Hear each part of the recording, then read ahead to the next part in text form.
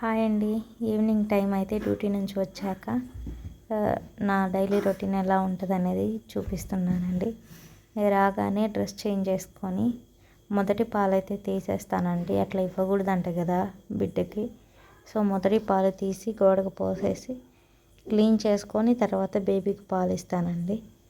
ఆ తర్వాత కాసేపు ఆడుకున్నాను బాబుతోటి. ఒక్కొక్కసారి బాబుని కూడా తీసుకెళ్తానండి డ్యూటీ దగ్గరికి. చేయి దిగడు కదా, బాబు ఉండడు కదా ఎవరి దగ్గర, అందుకని తీసుకెళ్తాను. ఇంట్లో మాకు పేరెంట్స్ ఎవరు లేరండి. ఉంటే మా ఆయన చూసుకోవాలి, లేదంటే మా ఫ్రెండ్కి ఇచ్చి వెళ్తాను. మా ఫ్రెండ్ చూసుకుంటుందండి బాబుని వచ్చే వరకు.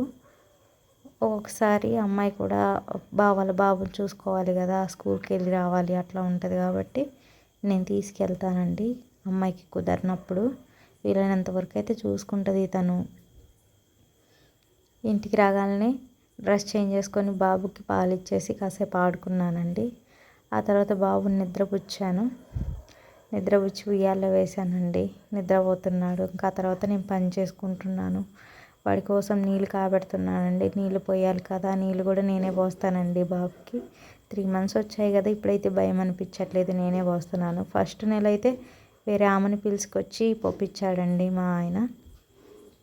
ఇప్పుడైతే నేనే పోస్తున్నాను. బాబుని చూసుకుంటూ పనులు చేసుకుంటున్నానండి. నిద్రపోతున్నాడు. ఉయ్యాలు వేస్తేనే ప్రశాంతంగా పడుకుంటాడండి. స్నానం చేపించాక రెడీ చేశాకండి. అదిగో చూడండి, పౌడర్ అయిందండి నా మూతికి. అదే తుడుచుకుంటున్నాను. రెడీ చేశానండి, పౌడర్ పూసాను. కేకలేస్తుంటాడండి స్నానం చేయించేటప్పుడు.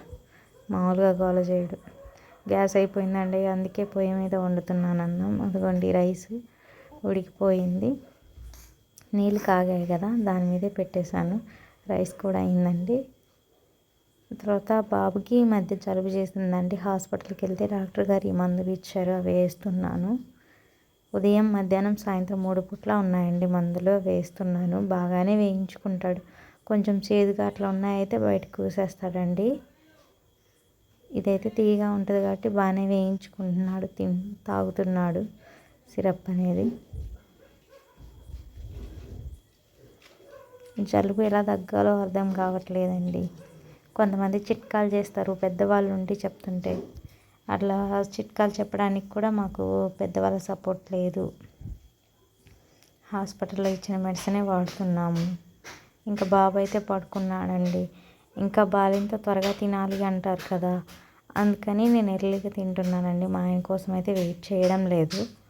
బాబుని పడుకోబెట్టేసి నేను తినేస్తున్నాను అన్నం. పక్కన బాబుని చూసుకుంటూ తినేస్తున్నాను. మళ్ళీ బాబు దగ్గర కూర్చోకపోతే లేస్తాడు కదా, అందుకండి.